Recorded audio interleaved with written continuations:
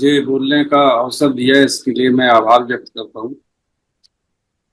पहले तो आज का जो चर्चा का विषय था उससे हम बात शुरू करें।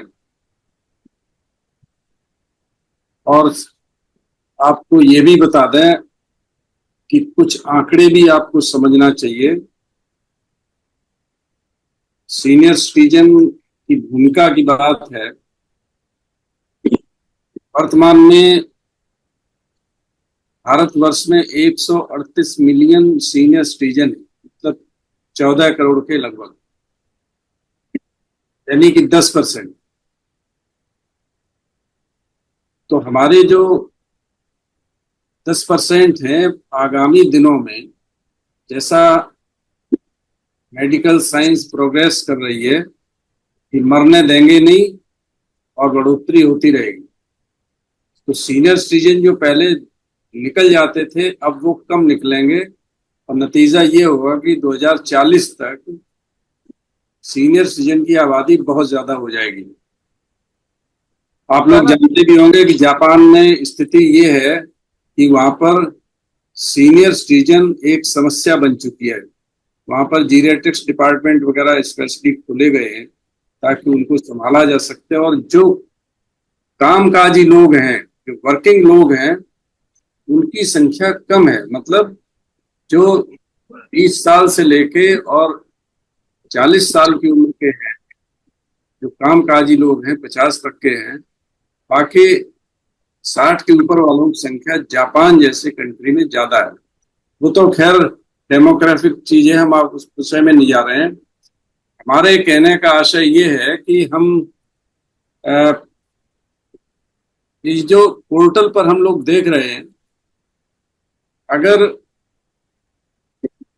सीनियर सिटीजन यहाँ पर 10-15% भी होते तो भी सफिशिएंट था। और ज्यादा है, बहुत अच्छी चीज है। लेकिन बाकी के लोग आनुपातिक नहीं है। मेरा कहने का आशय ये है कि बाकी के लोग आनुपातिक नहीं है। अभी मैं पोर्टल पर एक नजर डाल रहा था। उन्होंने बंद करा हुआ है ये। चलो बंद करता हूँ। तो महिलाओं की संख्या बहुत ही कम है। लगभग 12-13 महिलाएं ही जुड़ी हुई हैं ये। जबकि अब काफी तवज्जो दिया जा रहा है। हमारे जो एंकर हैं और नेटवर्किंग जो जूम पोर्टल को संचालन करते हैं हर बार, और उनका जो भागीदारी है पोर्टल को रन करने में, वक्तव्य देने में, एंकरिंग करने में, हर चीज में भागीदारी आ रही है।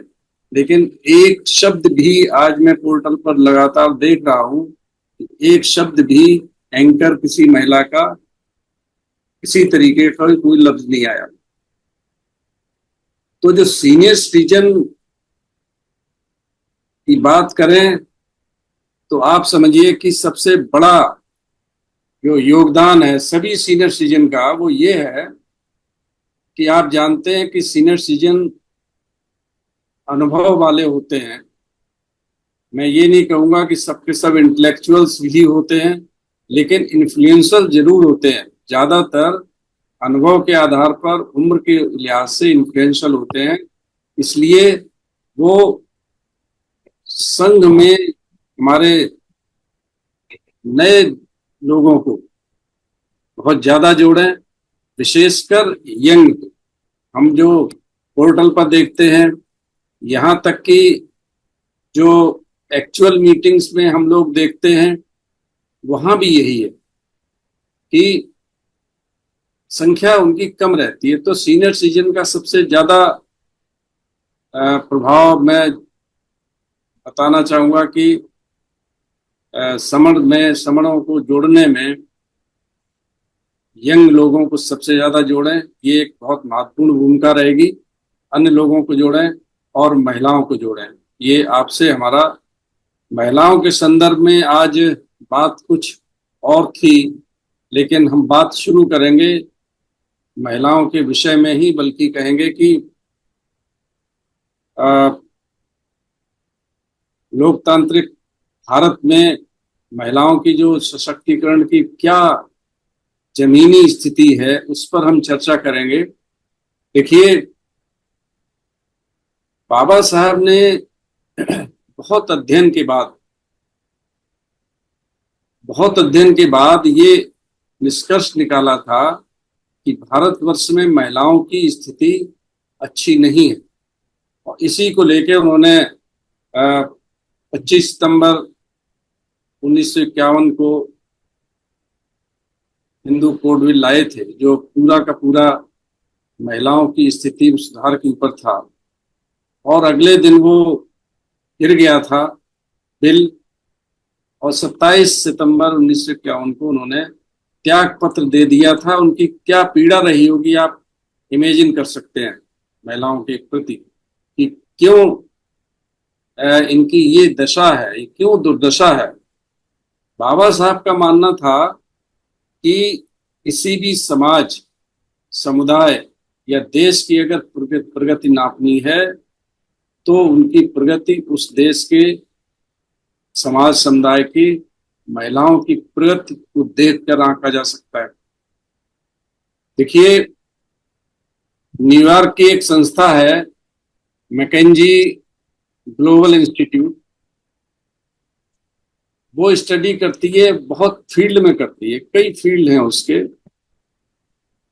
इकोनॉमिक स्टडी करती है, वहाँ के लोगों के रहन सहन, यहाँ तक कि आज के समय में टेररिज्म पर भी स्टडी होती है, और वो अपने आंकड़े प्रस्तुत करते हैं। तो मैं यहाँ पर मैकेंजी ग्लोबल इंस्टीट्यूट के हवाले से बता रहा हूँ कि उन्होंने कंट्री में भारत के जो आंकड़े, भारत में रिसर्च की, कुछ राज्य थे जिनको काफी ऊपर रखा है। केरल है, मिजोरम है, इस तरह के राज्य,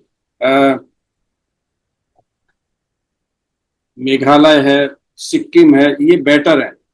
और यूपी, बिहार, जिनको हम पहले भी बीमारू राज्य कहते थे, वो आज भी खराब। बीमारू से मतलब आप समझ रहे हैं, बिहार, मध्य प्रदेश, उड़ीसा, उत्तराखंड, उत्तर प्रदेश, इनको बीमारू कहते थे, एक मिला जुला शब्द इस्तेमाल करते थे।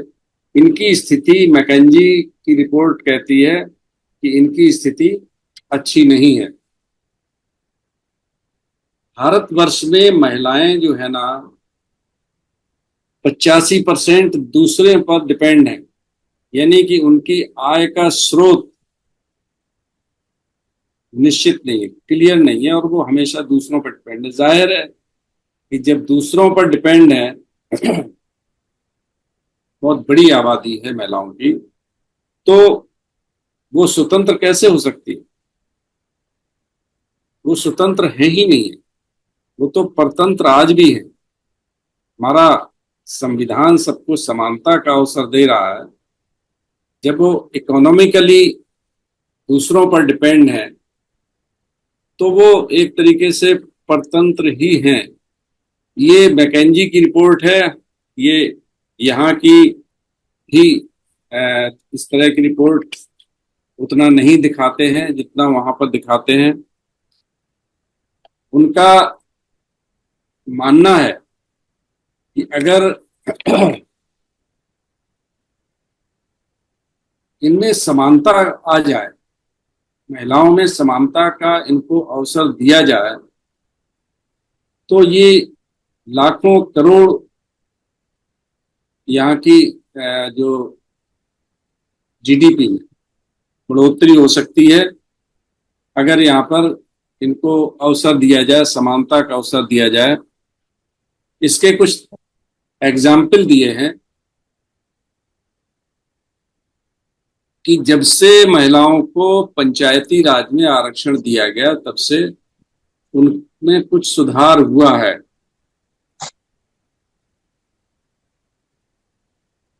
लेकिन लैंगिक असमानता जो है ना, उतनी दूर नहीं हुई है। इसमें देखिए, पंचायती राज में दिए गए, हम जमीनी हकीकत की बात कर रहे हैं,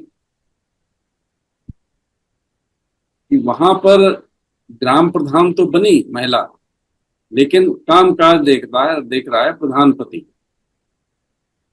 और ये सिर्फ ग्राम प्रधान की बात नहीं है, ये आपके असेंबली में और भी उसमें, ये हस्बैंड ने कहा कि हम तो जेल जा रहे हैं तो आप रहिए, और अपनी वाइफ को बना दिया तो वो डमी।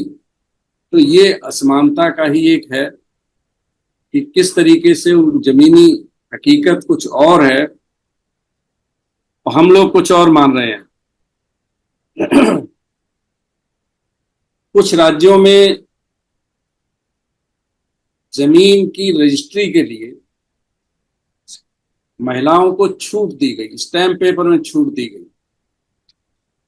लेकिन वो स्टैम्प पेपर में छूट महिलाओं को दी गई तो रजिस्ट्री तो उनके नाम होने लगी, लेकिन वो जमीन की मालिक नहीं बनी, उनको वो दर्जा नहीं मिला, वो किसान का दर्जा नहीं मिला, वो गृहिणी ही रही और उनका कार्य भी वही है। उनको लक्ष्मी कहा, लेकिन लक्ष्मी रहित मीन्स धन दौलत से परे रखा गया। ये हमारे यहाँ की एक बहुत बड़ी जमीनी हकीकत है कि कहते कुछ और हैं और करते कुछ और हैं। ये खासकर स्वतंत्रता के बाद की स्थिति जो बयान की जा रही है वो है, इसी की वजह से समर संघ हमेशा बराबरी की बात करता, समानता की बात करता है, महिलाओं को पूरा का पूरा मौका देता है। मुझे ध्यान आ रहा है कि एक बार एक हमारी बहन जी ने मीटिंग में कहा था कि हमको कम अवसर दिया गया। उसके बाद से सभी लोगों ने, परिहार सर और जो योगेंद्र कुमार सर, सभी ने इस चीज को बहुत ही गंभीरता से लिया कि ये हमारे बीच में बात नहीं कैसे आई, और भरपूर उनको अवसर दिए गए बात करने के, बोलने के, अपनी और भी जो भी स्वतंत्रता संबंधी। एक और चीज आंकड़ों में आई है कि पूरे देश में जो मजदूर लेबर वर्ग है, जो श्रम करने वाले हैं, उनमें से 70% महिलाएं हैं कृषि कार्य में जुड़ी हुई हैं, और बाकी की जो महिलाएं हैं श्रम में हैं। लेकिन ये बुरी बात नहीं है, बुरी बात यह है कि उनको न तो कृषक का दर्जा मिला और न ही उनकी काम का कोई मोनेटाइजेशन हुआ। आप मोनेटाइजेशन समझ रहे हैं, उसके एवज में कोई भी आकलन नहीं किया जाता है कि वो कुछ अर्निंग है। जैसे कोई भी महिला घर में घरेलू कार्य कर रही है, जिसको होम मेकर हम कहते हैं, गृहिणी कहते हैं।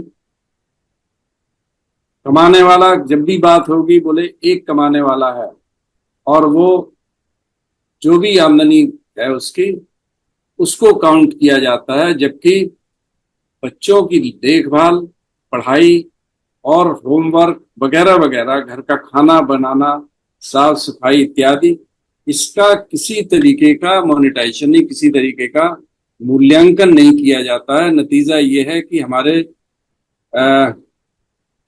देश की जो जीडीपी है उसमें कहीं इसका कोई भी आज तक रोल नहीं है। तो ये बहुत ही स्थिति खराब है। महिलाओं को जो उनका हक है, सम्मान है, इनको अर्थव्यवस्था से जोड़ा जाना चाहिए, इनके कार्य को मान्यता मिलनी चाहिए। इनको उनके मुताबिक, मैकेंजी की रिपोर्ट के मुताबिक वार्षिक 20 लाख करोड़ की आमदनी की क्या है इनका औसत, कि इतना इनके इसी तरीके से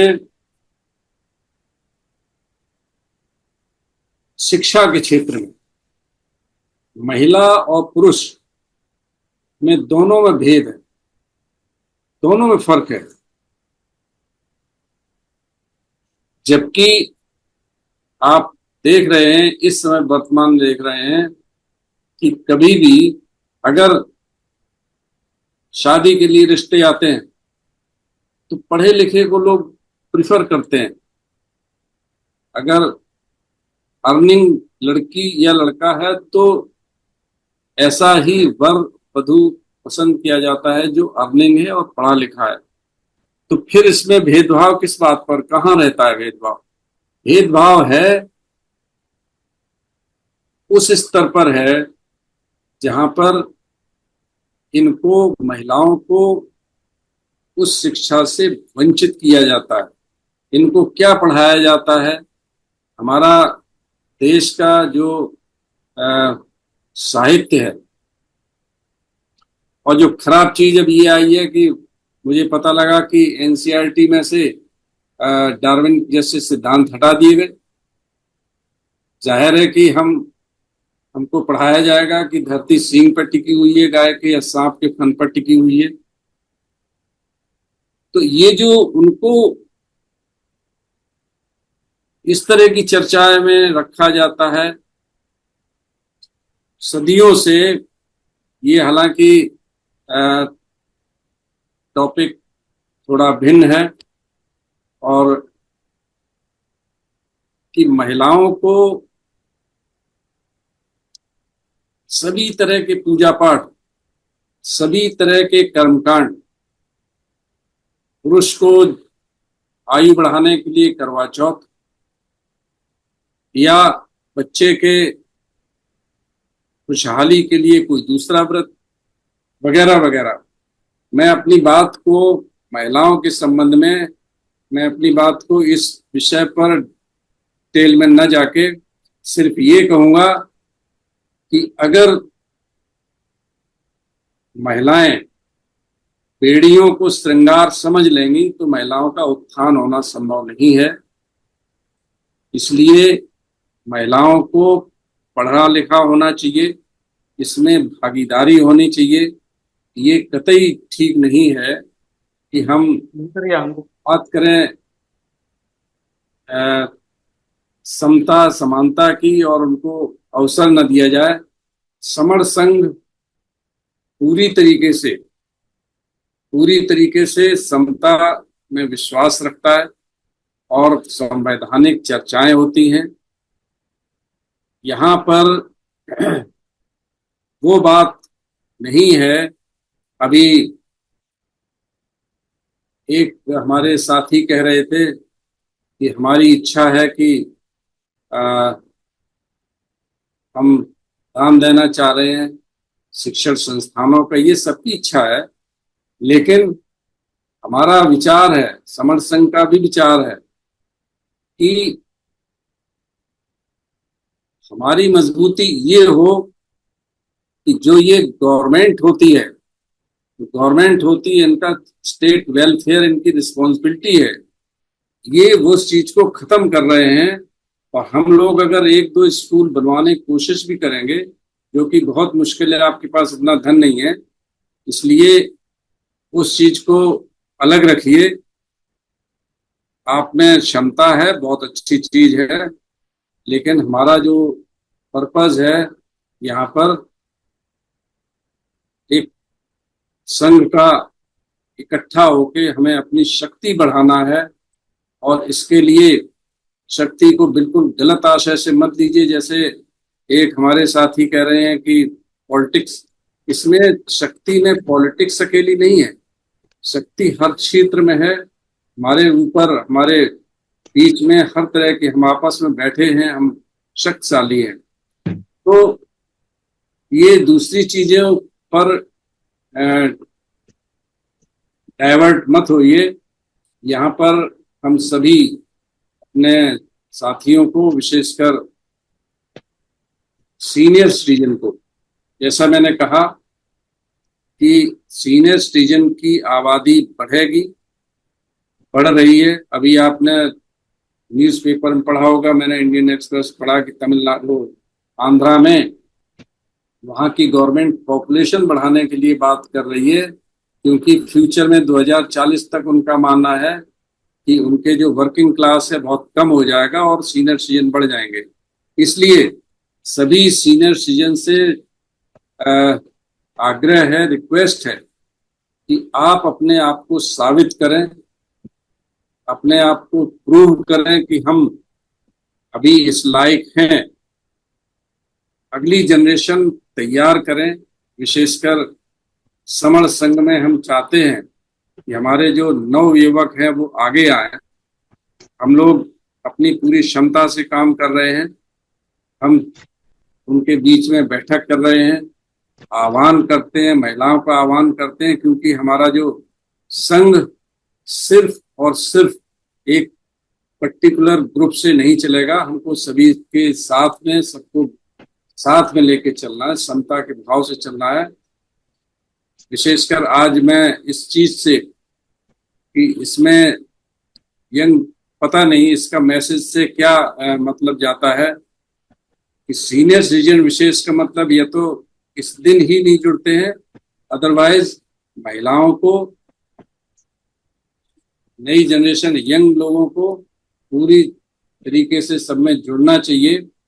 सीनियर सिटीजन से हमारा अनुरोध है कि वो अपने प्रभाव से, अपने इन्फ्लुएंस से जोड़ें, समर संघ को मजबूत बनाएं और महिलाओं को भी जोड़ें। सभी को बहुत बहुत धन्यवाद, आपने समय दिया और सुना।